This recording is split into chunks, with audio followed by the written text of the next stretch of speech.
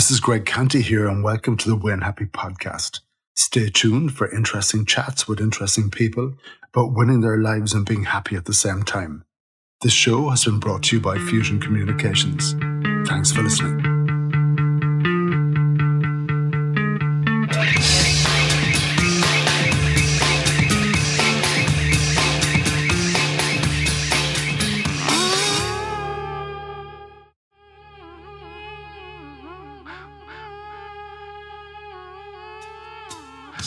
This podcast is part 2 of a conversation with social entrepreneur and author Paul Byrne of the Tamarac Institute in Canada. Paul sees hope and possibility where others see despair, and I think I needed his positive perspective on COVID and the world around us as we face into another year. He says giving and receiving is the engine of joy. Let's hear from Paul.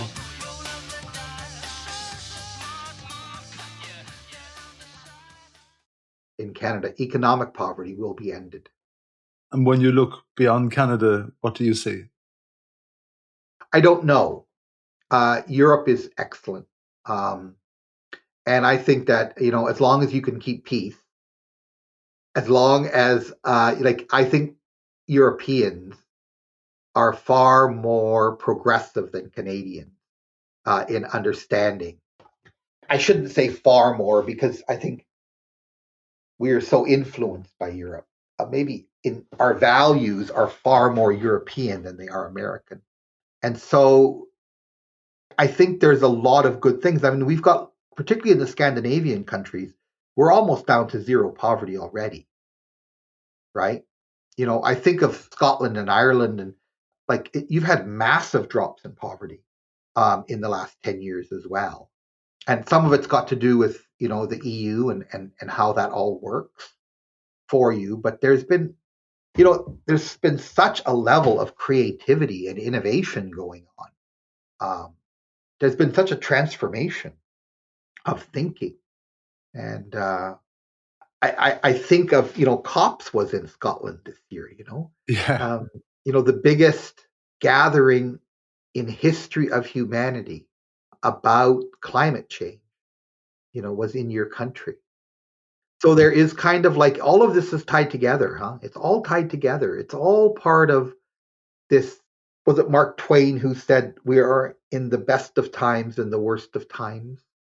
No, that was Dickens, Charles Dickens. These are the worst of times and the best of times, And I am so friggin' optimistic about our future.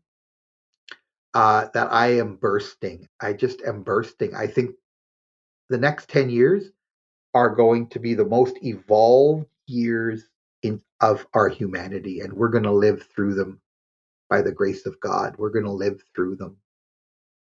And just as quick, these are the worst of times. These could be the worst decade of our humanity. We could basically wipe each other out. And I feel like in some ways we're at the brink of both. Because COVID in particular, well, first of all, I'm blown away by your hope and your positivity. And I think anyone should listen to Paul. And when you do, you absolutely can believe. And for me, COVID was a case of, okay, guys, the man above gave us the keys of the car of this thing we call our earth. And we drove the car and we abused the car and we ran it off the road and we didn't service it properly. And we were careering it off the cliff.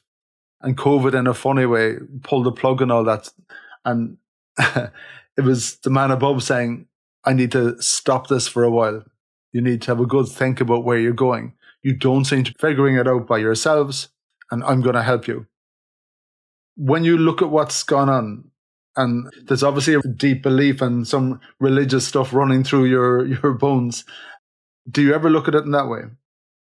Okay, let's play with that a little bit. Yeah. Only in the sense that, there is a theological sort of belief that humanity was created to keep God company.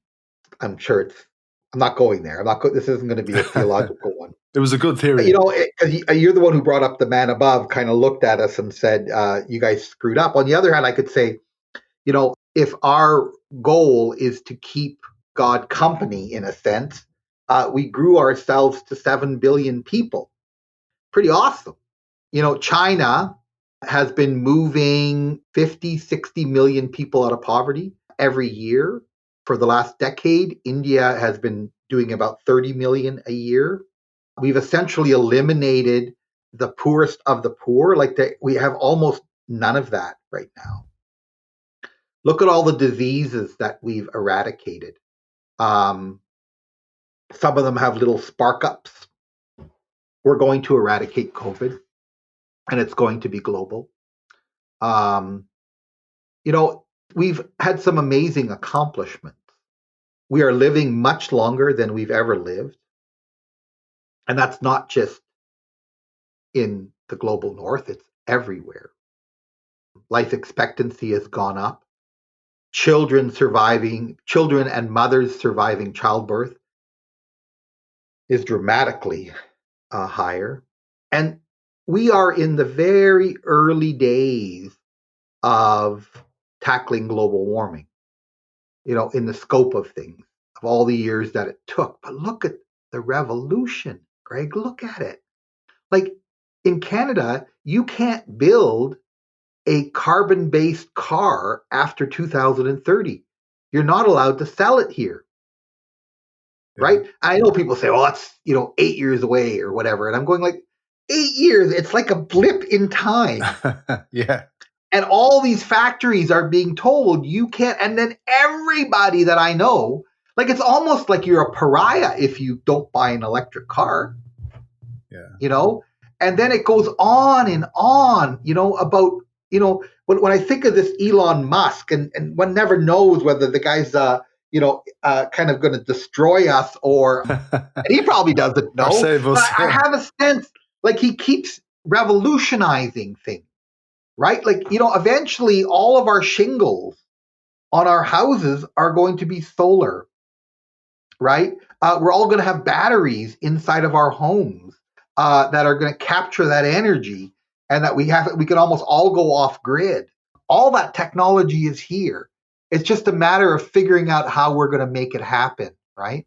Again, if as long as we can have this, like for me, everything comes down to a mass belief that we must enter into this reciprocal cycle with each other. Giving and receiving, giving and receiving, giving and receiving. And that we're all part of the solution and we're all part of the problem. You know, and then to figure out the messes, like we have some major messes right now. Particularly, it's like, you know, we always talk about the great divide between the wealthy are getting wealthier and the poor are getting poorer. It's not true. It's a way of thinking. We have extreme wealth is occurring, right?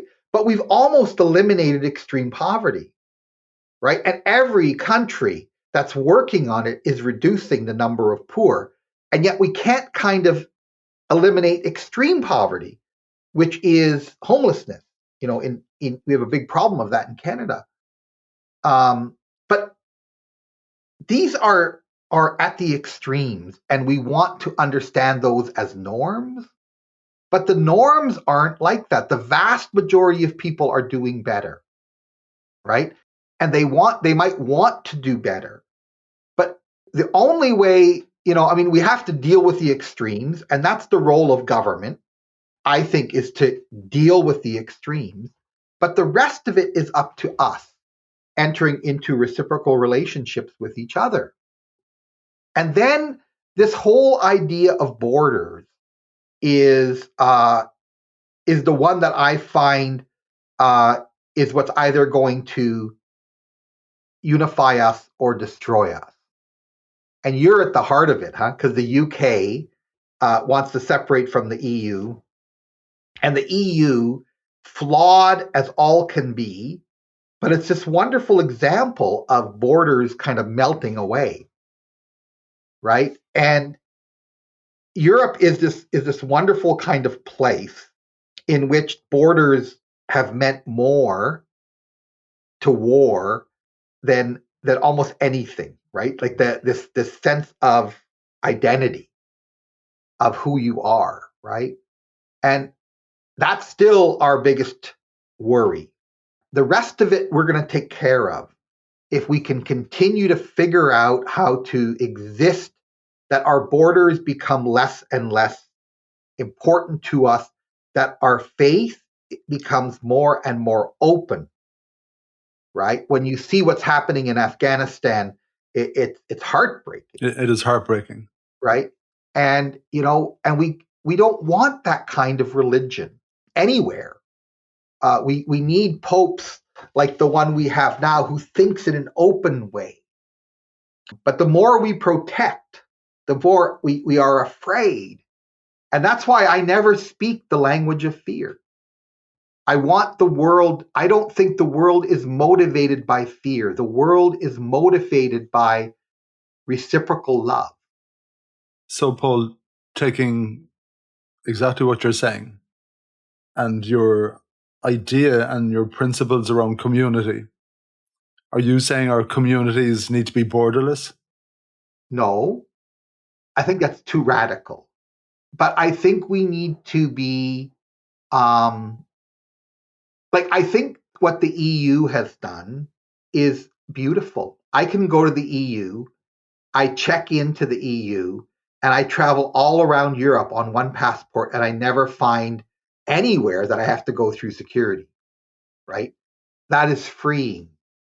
And then there's all kinds of economic things that they were breaking down those borders in a way where, in Canada, we have this thing called multiculturalism. And it was beautiful. It's the father of our current prime minister. So way, way back, he was kind of an irreverent prime minister, but he felt like, okay, if you are from Ireland or you are from Scotland and you came to Canada, I want you to be Scottish first. I want you to be Irish first. And then, save some room for Canada. And he felt that if we could teach that, we would have peace. I'm from the Punjab and I'm a Canadian. I'm from the Ukraine, I am a Canadian, right? And so he felt that we could easily be both. Proud of our heritage, proud of our lineage, and proud of our current, of our present, right? And so our lineage didn't define who we were angry at. Our lineage didn't define who should succeed. We should all succeed. We have a common belief, a common way of living, a common identity, and we all need each other for this great country of Canada to be successful, right? But that doesn't mean we can't be proud of our heritage. And in the United States, they have a tendency to want assimilation. I think Europe still has that in some places. If you're not Scottish or Irish, you're going to have a hard time fitting in here for a long time, right?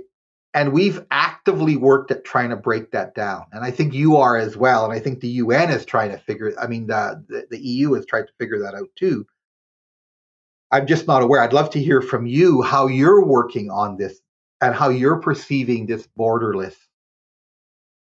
When we look around, and I agree with you totally, it's cross-border that seems to be the big worry.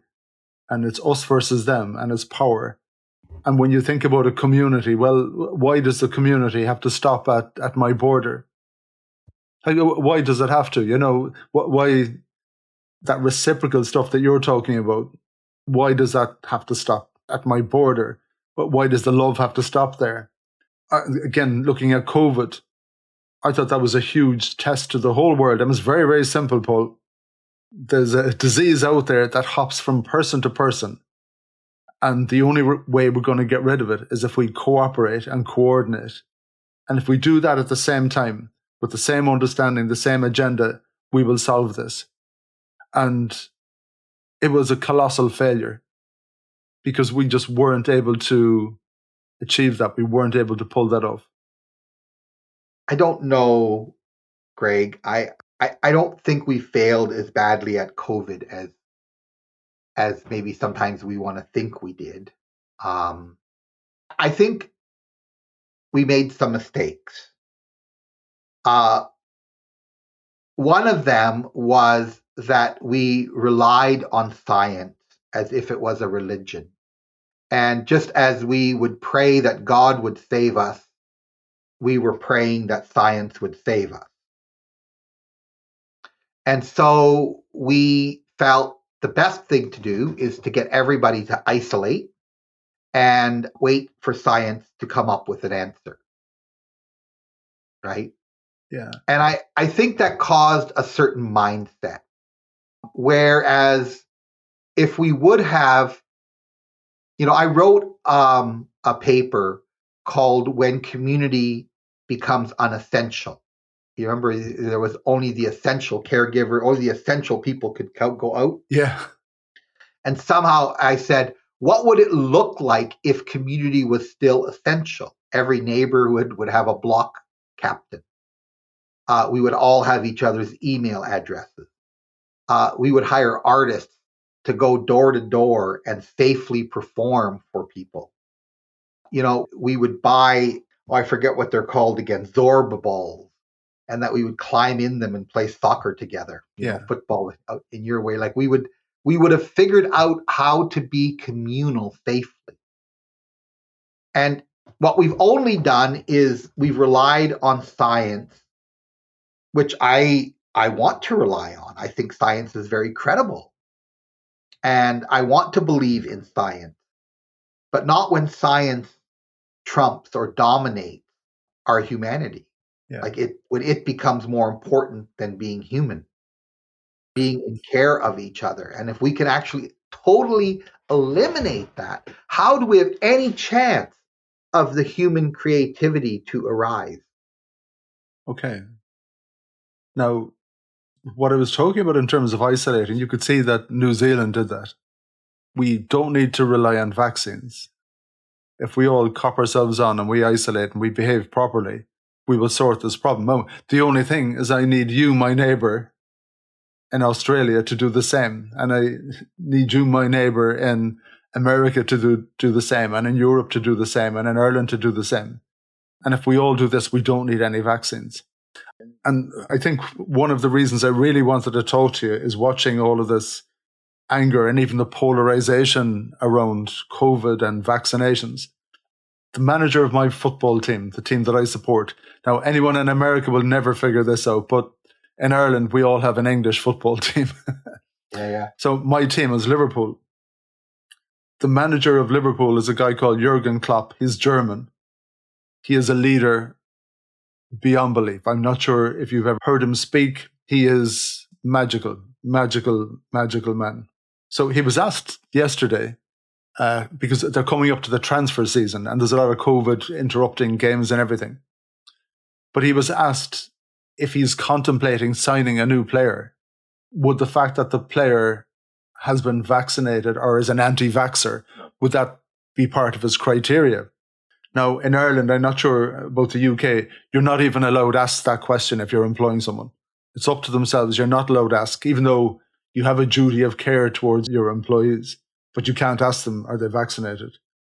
They can ask you, how are you going to protect me? But you can't ask them, are they going to be vaccinated? It's a really unusual situation. What he said was, and he was asked about vaccinations, he says, I don't know. I'm not going to get into the politics of it. But the only thing that I do know is that in Liverpool Football Club, we believe in solidarity. And we believe in doing the right thing for all of us, regardless of our worries and our not believing in medicine, etc., and God knows what's in a vaccine. And we will put each other first. And I think maybe that's that reciprocal thing that you're talking about. And there's a lot of that not happening at the moment. And we live in a very imperfect world. But I know you're going to give me the hopeful argument for exactly the thing that I've said to you. Because I think that's your nature, Paul. I love what he said. I do. And I love the sentiment. We are a complex humanity is so complex. I marvel at us being able to unify on just about anything, you know. And our favorite saying at Tamarac, and it stayed this way from our founding, is that we want to be the fence that people come and sit on. In on the farm where you have a fence and the neighbors come to the fence and you sit on it, you talk to each other. You know, that's the fence I mean. And so people say, well, you bring together all these opposing forces. Don't they fight? And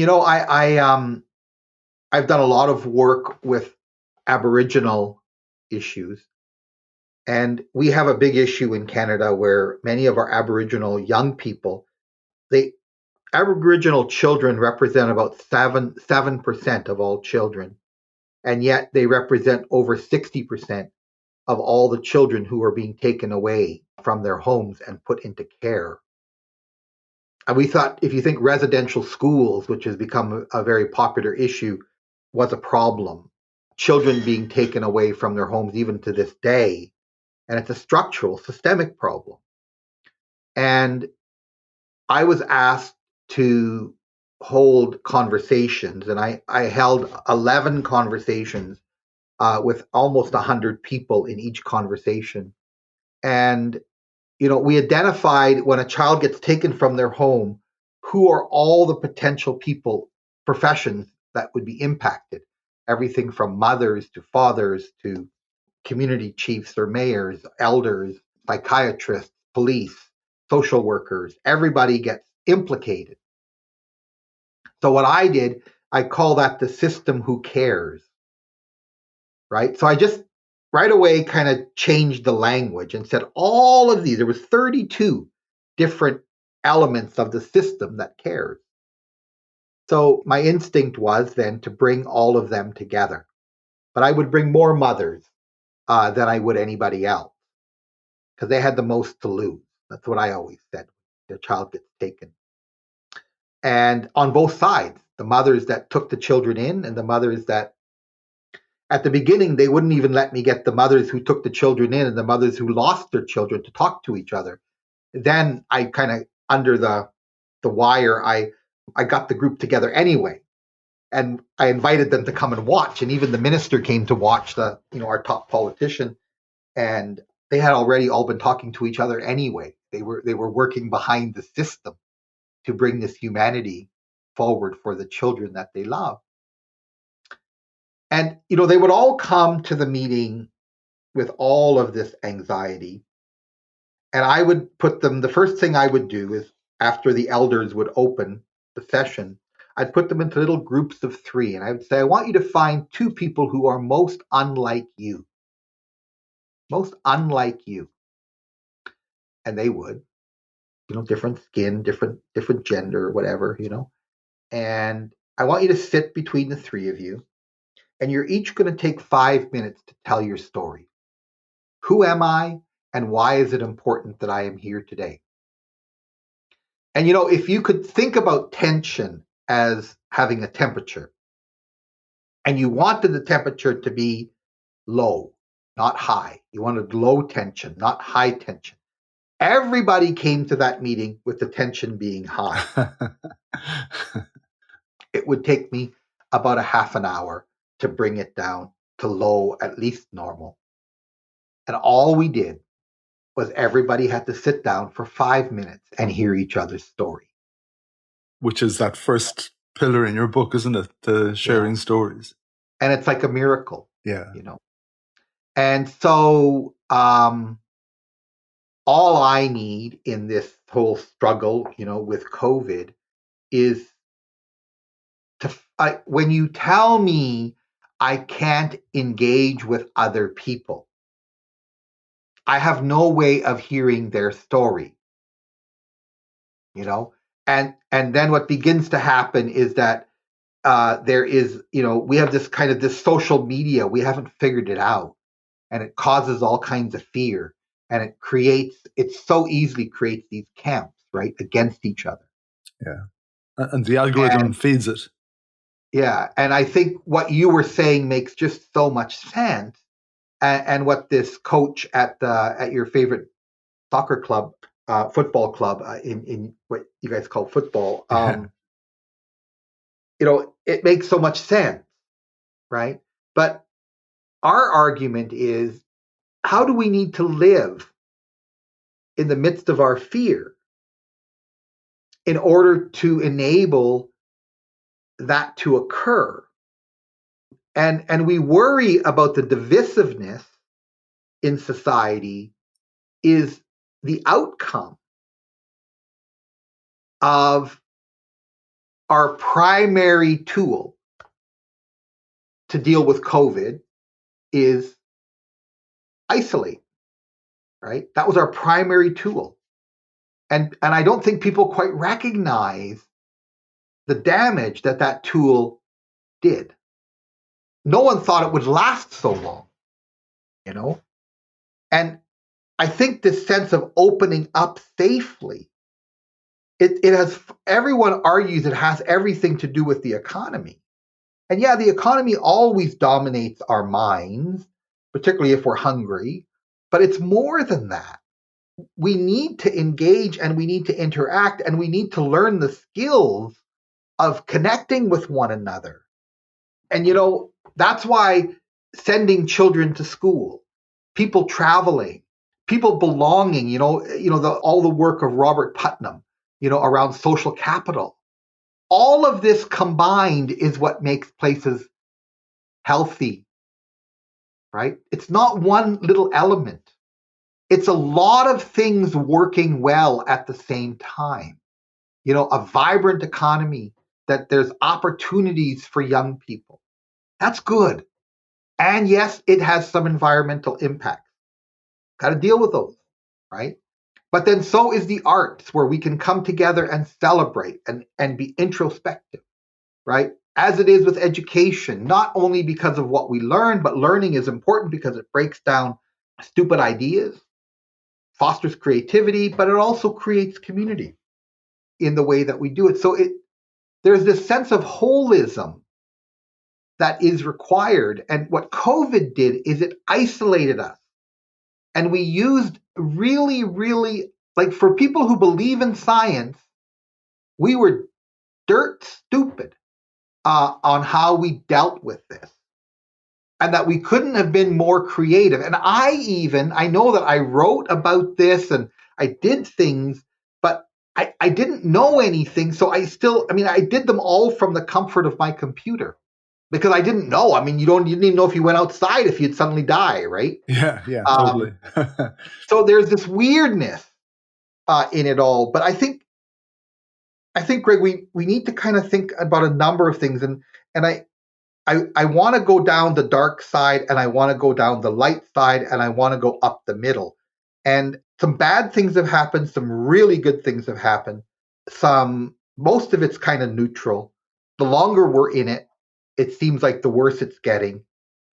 Again, not a simple answer to all of it, but I think it's important for us to look at all of the good that happened during COVID and all the good that will come and all that we will learn from it. I wrote a little booklet with Lisa Adagali on a community-based COVID recovery, kind of talking about the 10 key points that we need to think about in terms of coming out of this. Yeah, I quickly saw that, Paul, and I know that's available on the Tamarac Institute website here. There's a link to it. Yeah, Can I put it to you, Paul? I love the way you think and your positive approach. And I think if we all started from that point, everything would look better and the solutions would look better. Can I put it to you that while you left that seminary because it wasn't for you, that in a strange way, you created your own church in the Tamarac Institute? I wouldn't give me that much credit. I think, I think in life, I'm a huge believer and fan of what's called emergent planning. you enter in and then you go with it, you know? And I think that's really what happened. And we were just so lucky to have mentors and friends that when we got to crossroads, they would help us pick the right one to go down to. Sometimes we still went down the wrong one and then had to find our way back again. I have this incredible sense of gratitude, and I have this annoying way of ending all of my emails with the words "much joy," and it's not only there for the person reading it, but it's so that I can remind myself 100 times a day that that's my purpose. Okay. Not only for my life, but that's the purpose for all of us. And to figure out what that means and how we can create it. And again, I can only come back, and I'm so sorry for not being more profound, but this reciprocal sense of giving and receiving is the engine of joy. It's the engine of joy. And maybe I'll end with this little story. A friend of mine, his mother was in a nursing home. It was a beautiful nursing home. And I asked how she was doing. And he said, okay. And I said, what do you mean, okay? It's one of the best nursing homes in the area. And he said, well, he said, my mother is always at her best when she's giving. And they took that away from her. Wow. It's my answer to everything. And if we can all, Greg, if you and we're doing that right now, we're trying to make the world a better place by having this conversation. We've talked about this in other ways, but there's no greater joy than doing things for others, and then allowing things to be done, and for you to be part of that, and to be part of other people's joy. And that is what we have to create: is this world of giving people the opportunity to give back.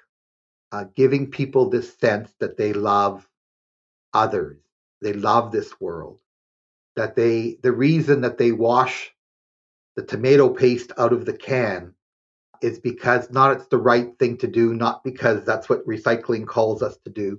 It's because we love our neighbor. Yeah.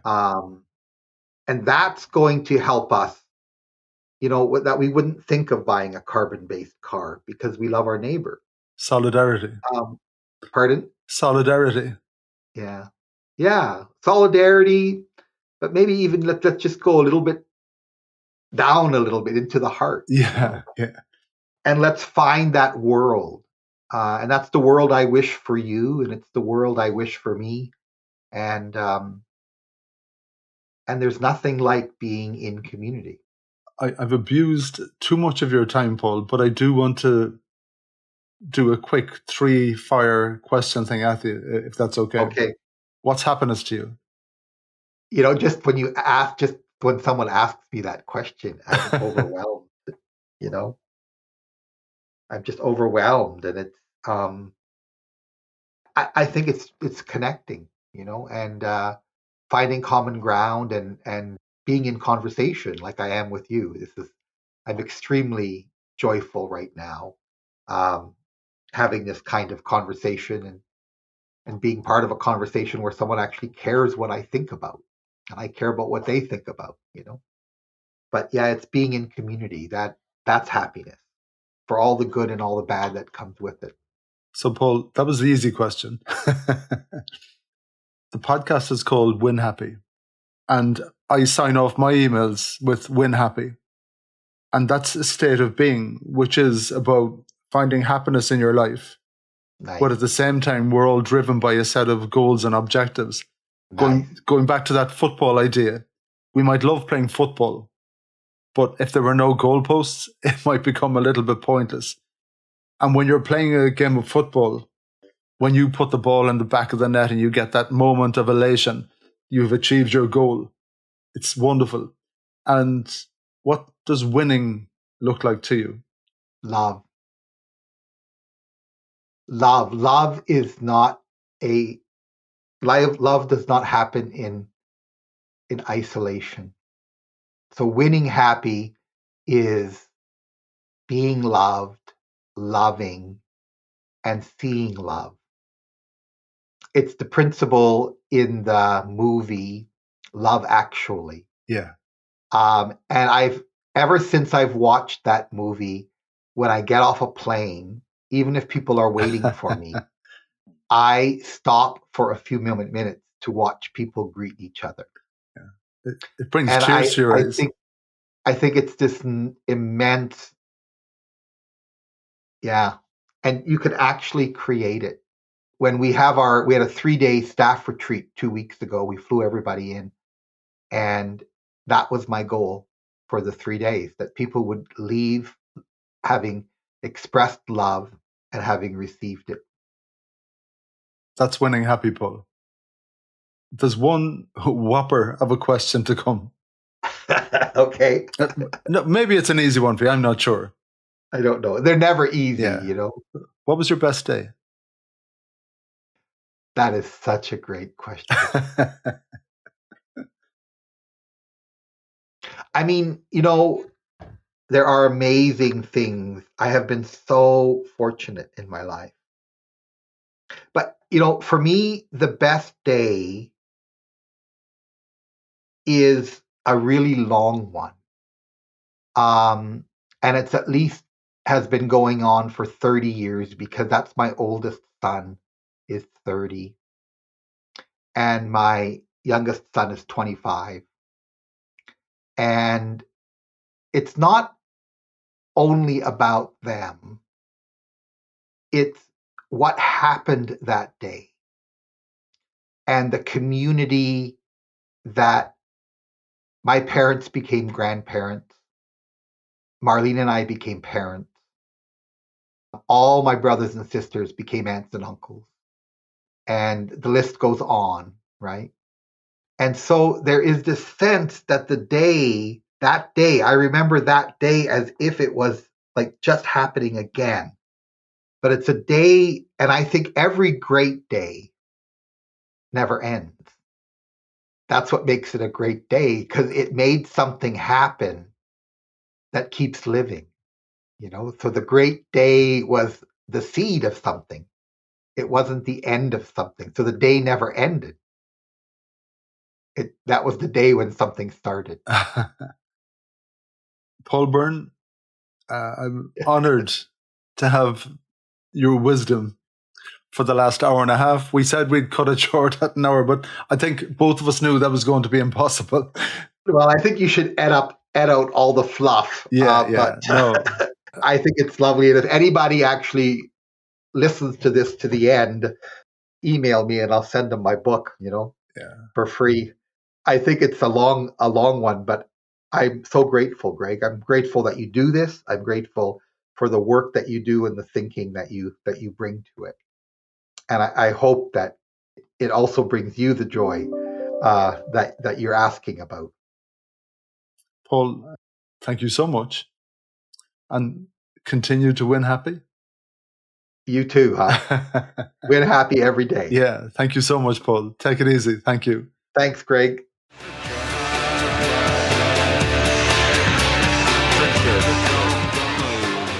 Thank you for listening to the Win Happy podcast, which has been brought to you by Fusion Communications. If you'd like to get in touch, feel free to send me an email at greg@fusion.ie. So until next time, take it easy.